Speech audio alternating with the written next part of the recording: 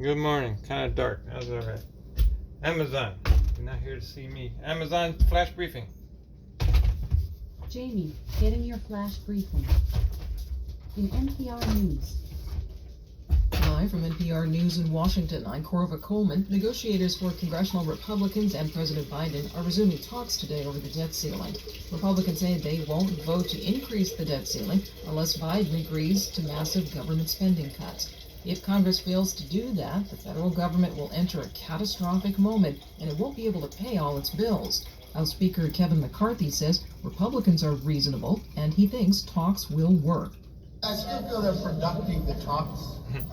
Quit selling all them weapons. Well, the war's almost over anyway. Okay, we can do that. Tell you as well that you cannot have the highest percentage of debt and spend the most amount of money while you're getting the most amount of revenue in. But you've got to change that behavior, just like you would do in any household.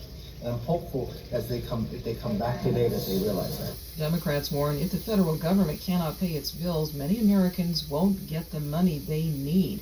That includes Social Security recipients, members of the military, They'll and deviate from veterans. them to pay Now, a their powerful people. typhoon is sliding just to the north of the We U.S. already have a territory ton of Guam in the Pacific Ocean. That's it. Top sustained winds are at 140 miles per hour. Typhoon Mawar is not making a direct strike on Guam, but its damage is already being reported. It's been exactly 1 year since a gunman shot and killed 19 children and 2 teachers at Robb Elementary School in Uvalde, Texas. Uvalde County Commissioner Ronald Garza says his community is still grieving. I don't know if we've gotten past that sadness, right? That somberness. No, you're not past it. You Some just families of the victims don't are dwell holding on a it. memorial That's all you can vigil in do. the town park tonight. Just to not Others dwell have on it. chosen to be away from the town on the anniversary. freaking schoolwork. That Florida sucks. Governor Ron DeSantis is There's a widely murder in expected his to school. announce tonight that he is running for president. NPR's Kristen Wright reports his announcement is coming as additional civil rights groups put out national warnings against his state. The Human Rights Campaign, one of the nation's largest LGBTQ advocacy groups, is now issuing a Florida travel advisory, highlighting what it calls risks posed by traveling or relocating to the state. HRC says the updated notice, in partnership with Equality Florida, is in response to what it calls Florida's most anti-LGBTQ legislative session in history. The NAACP recently issued its own Florida travel advisory, warning of open hostility toward African Americans and other people of color. God. In response, Senator Rick Scott of Florida has now issued what he describes as a travel advisory for socialists visiting his state. Oh, Kristen please. Wright, NPR So News. basically, On Wall don't go Street, to the the Dow country Jones club. Industrial You'll be Average is all right. down nearly 240 points. The Nasdaq is down 140 points. It's NPR. Russia says People it has aren't as crushed evil a as you think two-day they attack are. in the region of Belgorod, Just not know far where from to the avoid. border with Avoid the country Ukraine. clubs. Russian The officials say all-white that only today they country shot down clubs. a large number of Should be drones okay. there. Russia is blaming Ukraine for these attacks. Going to golf on Ukraine their insists courses anyway. Russian dissidents are responsible. In Much Germany, better police courses have that raided accept the homes people. of a climate activist and Greece. others across 7 states. It's part of an investigation into how they get financial support. Esme Nicholson reports 2 suspects are also being investigated for allegedly attempting to sabotage an oil pipeline. Prosecutors in Munich say they are investigating 7 people suspected of financially supporting a criminal organisation and 2 people suspected of sabotage. The probe centres around the climate protection group known as Last Generation. The group, whose members superglue themselves to roads and artworks, splits public opinion.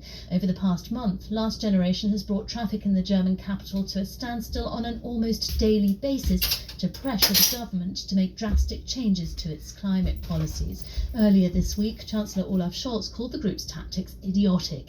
In response to the raids, Last Generation have asked when police will raid the offices of lawmakers in the pockets of fossil fuel lobbyists. For NPR News, I'm Esme Nicholson in Berlin. Negotiators for the Teamsters Union and package delivery company UPS are deep in contract talks. The current contract expires July 31st. UPS says it delivers about a quarter of all parcel volume in the U.S. every day. Any disruption could affect the economy. This is Oh, please. NPR. There's Amazon too. The Come on. news moves quickly. We'll be Catch all up right. with it with our podcast Here and Now Anytime. reflecting the disrupt the fluid economy. world of the news Shut down as it's Amazon. happening during the That day. disrupted. For the news you need to know today and the stories that will stick with you tomorrow, listen to Here and Now Anytime. Don't be listening to only that, from Biden. WBUR and Ruin the NPR. your administration In would try NASA it. News, NASA has selected a new mission to help humanity better understand Earth's dynamic atmosphere, specifically ice clouds that form at high altitudes throughout tropical and subtropical regions. The Pulsar instrument, short for Polarized Submillimeter Ice Cloud Radiometer, will study such ice clouds to determine how and why they change throughout. NASA will provide live launch and Because docking of the coverage of the temperature Roscosmos Progress 84 and the cargo moisture spacecraft in carrying that about air? 3 tons of food, fuel, I and mean, supplies don't for we the know this Expedition already? 69 crew aboard the International Space Station. 4 private astronauts are in orbit following the successful launch of Axiom Mission 2, AX-2, the second all-private astronaut mission to the International Space Station. Axiom space astronauts lifted off at 5:37 p.m. EDT on Sunday, May 21st from Launch Complex 39A at NASA's Kennedy Space Center in Florida. NASA has awarded a contract extension to the Association of Universities for Research in Astronomy Space Telescope Science Institute in Baltimore for the support services required for the agency's Nancy Grace Roman Space Telescope science operations.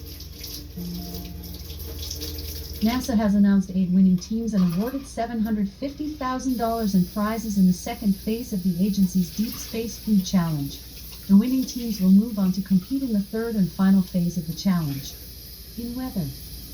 In Seattle, it's 57 degrees Fahrenheit with mostly sunny skies. All right. Today, you can look for intermittent clouds with a high of 69 degrees and a low of 53 degrees. Cool. From NASA. All right, Amazon.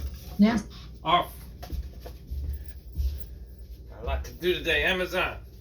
Tell us a joke. Huh? Amazon. Tell us a joke. What happened to the letter that fell off the billboard? Nothing. It's just a little dirt E. Buy more of those. All right. Well, have a great day, everyone. Peace.